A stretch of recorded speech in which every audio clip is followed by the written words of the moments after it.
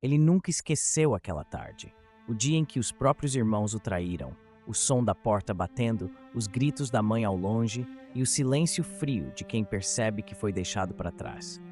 Ele jamais imaginaria que sua vida seria marcada por tão grande covardia por parte daqueles que deveriam amá-lo e protegê-lo.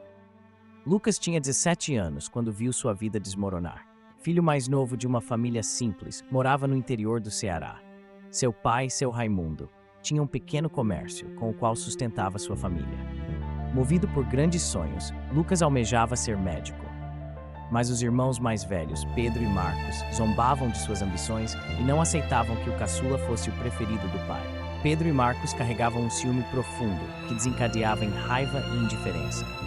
Lucas era inteligente, dedicado, sempre elogiado pelos professores. Ele carregava um senso profundo de responsabilidade e de persistência que o fazia superar as adversidades do caminho. O pai apostava nele e confiava em seu potencial, e isso só aumentava o ressentimento dos irmãos. Até que um dia, depois de uma discussão, os irmãos mais velhos tomaram uma decisão cruel: afastá-lo de vez da família. Eles engendraram um plano perverso para incriminar Lucas e manchar, de uma vez por todas, sua imagem de bom moço. E o que eles fizeram? Falsificaram documentos, assinaram o nome dele em um empréstimo bancário enorme, espalharam pela cidade que Lucas havia roubado do pai. O escândalo foi devastador. Seu Raimundo, arrasado, acreditou nos filhos mais velhos e expulsou Lucas de casa. Lucas, sem defesa, não teve opção. Se eu pudesse, apagaria aquele dia da minha vida, pensava, com os olhos cheios de lágrimas, andando pela rodovia com uma mochila nas costas, pensando na enorme covardia que os irmãos fizeram com ele. E agora, para onde iria? O que iria fazer da sua vida? Sem casa, sem família, com pouquíssimos recursos. Lucas chegou a São Paulo com R$ 50 no bolso. Dormiu em rodoviárias, lavou carros, trabalhou como ajudante de pedreiro, como entregador. Não foi fácil. Teve noites de fome, dias de humilhação, dias em que a revolta queria se apossar do seu coração, mas desistir nunca foi uma opção. Não tendo ninguém ao seu lado, ele fez um compromisso com Deus. Senhor, se o Senhor estiver comigo, não vou desistir. Se o Senhor me der forças para prosseguir, eu vou honrar o teu nome. Pouco a pouco, as portas começaram a se abrir. Conseguiu emprego de auxiliar de escritório. Trabalhava de dia e estudava à noite. Tendo concluído seus estudos, ele decidiu fazer o Exame Nacional do Ensino Médio. Para sua surpresa, foi aprovado para cursar medicina com uma bolsa integral. Foram 10 anos de luta intensa. Uma década marcada por fé, esforço incansável e uma perseverança inabalável.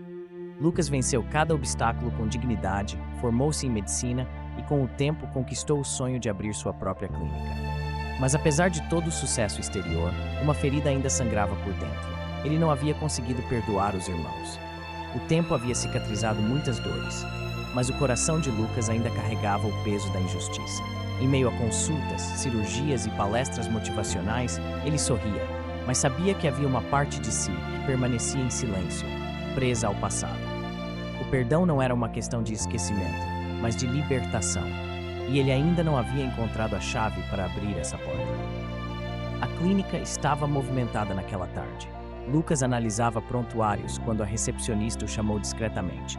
2 senhores queriam ser atendidos, sem agendamento. Ele levantou o olhar e, ao ver os homens entrando na sala, sentiu o chão desaparecer sob seus pés. Pedro e Marcos. Mais velhos, marcados pela vida, visivelmente doentes. A pele pálida, os ombros caídos, o olhar cansado. Mas eram eles.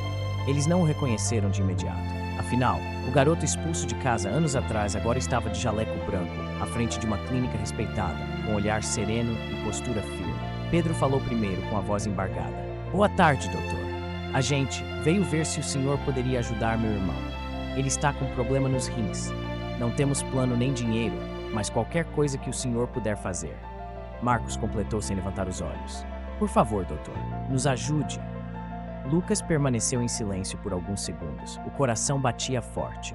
Diante dele estavam os 2 homens que haviam destruído sua vida e agora, sem saber, pediam sua ajuda. Ele reconheceu tudo, os rostos, as vozes, até os gestos, mas eles não viam nele o irmão mais novo que haviam deixado para trás. Lucas respirou fundo, o coração acelerado, os olhos marejados. Aqueles rostos marcados pelo tempo ainda carregavam as sombras do passado. Mas naquele instante ele sabia, Era hora de libertar o que por tanto tempo o aprisionou. Com voz firme, mas cheia de emoção, ele disse: Pedro, Marcos, sou eu, Lucas. Os irmãos ergueram os olhos atônitos. O silêncio foi esmagador. Pedro cambaleou um pouco para trás e Marcos levou a mão à boca em choque. Nenhum dos dois conseguia acreditar. Lucas, mas você é o dono dessa clínica? Ele assentiu lentamente. Sou o mesmo que vocês deixaram naquela estrada, com uma mochila nas costas. Mas também sou prova de Deus transforma a dor em propósito. Pedro começou a chorar. Marcos, envergonhado, abaixou o olhar. Antes que dissessem qualquer coisa, Lucas continuou. Não precisam pedir nada. O que fizeram comigo, Deus transformou em bênção. Hoje, eu posso ajudar vocês, e vou fazer isso. Ele havia lembrado do versículo que tantas vezes o sustentou nos dias mais escuros. Vós bem intentastes mal contra mim, porém Deus o tornou em bem. As lágrimas desceram dos três. Foi o abraço mais difícil e mais libertador da vida deles. Lucas tratou os irmãos com todo cuidado, acompanhou o tratamento e ajudou-os financeiramente. E com o tempo, as feridas foram se fechando. A relação com a família foi reconstruída com amor, verdade e perdão.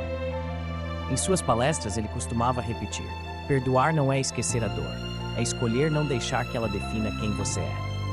A história de Lucas nos lembra que Deus transforma tragédias em testemunhos, que Ele usa as injustiças para nos levar mais longe do que jamais imaginaríamos, e que o perdão liberta não apenas quem recebe, mas principalmente quem perdoa. Mensagem final. Talvez você esteja ferido por quem mais deveria te amar. Talvez carregue cicatrizes de rejeição, traição ou abandono. Mas hoje, Deus te convida a entregar a dor nas mãos dele. Ele é especialista em transformar lágrimas em propósito e dores em superação. Se José perdoou, se Lucas perdoou, você também pode perdoar, porque quem tem Jesus tem um futuro maior do que o passado.